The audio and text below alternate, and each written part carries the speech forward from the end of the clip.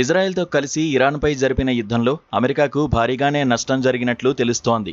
ఈ ఘర్షణల్లో అగ్రరాజ్యానికి చెందిన $1 బిలియన్ విలువైన అత్యాధునిక MQ-9 రీపర్ డ్రోన్లను ఇరాన్ ధ్వంసం చేసినట్లు అంతర్జాతీయ మీడియా కథనాలు వెల్లడించాయి. ఇరాన్ దాడుల్లో అమెరికా దాదాపు 30 డ్రోన్లను కోల్పోయినట్లు తెలిపాయి. ఇందులో కొన్ని దెబ్బతిన్నవి కాగా వాటిని తిరిగి ఉపయోగించుకోలేని పరిస్థితి నెలకొంది. ఇవి ఘర్షణకు ముందు పెంటగాన్ వద్ద ఉన్న డ్రోన్ నిల్వల్లో దాదాపు 20% సమానమని సదరు కథనాలు పేర్కొన్నాయి. ఇందులో చాలా డ్రోన్లను ఇరాన్ గాల్లోనే కూల్చివేయగా మరికొన్ని క్షిపణి దాడుల్లో నేలపై ధ్వంసమయ్యాయి. ఈ MQ-9 రీపర్ డ్రోన్ ఒక్కొక్కటి సుమారు $30 మిలియన్ వరకు ఖర్చవుతోంది. వీటిల్లో అత్యాధునిక కెమెరాలు, సెన్సార్లు ఉంటాయి. ఇరాన్తో యుద్ధంలో అమెరికా దళాలు ఈ డ్రోన్లను విరివిగా ఉపయోగించాయి. ప్రస్తుతం ఈ రీపర్ డ్రోన్ల ఉత్పత్తి ఆగిపోవడం అమెరికాకు గట్టి ఎదురుదెబ్బ అని రక్షణ రంగ నిపుణులు చెబుతున్నారు. మరోవైపు ఇరాన్తో యుద్ధంలో ఇజ్రాయెల్కు మద్దతుగా నిలిచే క్రమంలో అమెరికా భారీగా తన క్షిపణి నిల్వలు కోల్పోయినట్లు తెలుస్తోంది. ఇప్పటివరకు దాని అమ్ముల పొదలోని సగం ఎయిర్ డిఫెన్స్ క్షిపణులు ఖాళీ అయినట్లు సమాచారం. ఇరాన్పై అమెరికా 200కు పైగా థాడ్ క్షిపణులను ప్రయోగించినట్లు సదరు మీడియా కథనాలు వెల్లడించాయి. వీటితో పాటు మధ్యధరా సముద్రంలో మోహరించిన యుద్ధ నౌకల నుంచి 100కు పైగా standard missile 3, standard missile 6లను వినియోగించింది.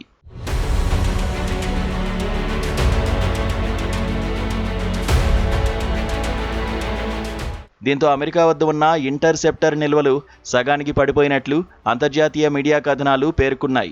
America వద్ద ఇంకా సుమారు 200 థాడ్ ఇంటర్సెప్ట్లు మాత్రమే మిగిలి ఉన్నట్లు తెలుస్తోంది. అమెరికా ఇంత భారీ స్థాయిలో క్షిపణులను వినియోగించడంపై రక్షణ రంగ నిపుణులు ఆందోళన వ్యక్తం చేస్తున్నారు.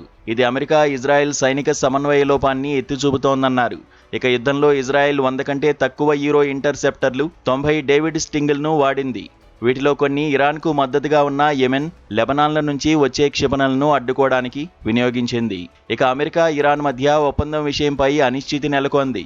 ఈ క్రమంలో అధ్యక్షుడు ట్రంప్ మరోసారి ఆ దేశంపై సైనిక చర్యకు దిగాలనుకుంటే అమెరికా క్షిపణి నిల్వలపై ఒత్తిడి మరింత ఎక్కువ అవుతుందని రక్షణ రంగ నిపుణులు హెచ్చరిస్తున్నారు. ఇదిలా ఉండగా అమెరికా ఇజ్రాయెల్ సైనిక సమన్వయాన్ని ట్రంప్ సమర్థించారు. ఆపరేషన్ ఎపిక్ ఫ్యూరీలో ఇరు దేశాలు రక్షణ భారాన్ని సమానంగా మోసాయని తెలిపారు. ఇరు దేశాల యుద్ధ విమానాలు, డ్రోన్ నిరోధక వ్యవస్థలు, అధునాతన వాయు, క్షిపణి రక్షణ సామర్థ్యాలను సమర్థవంతంగా వినియోగించాయన్నారు.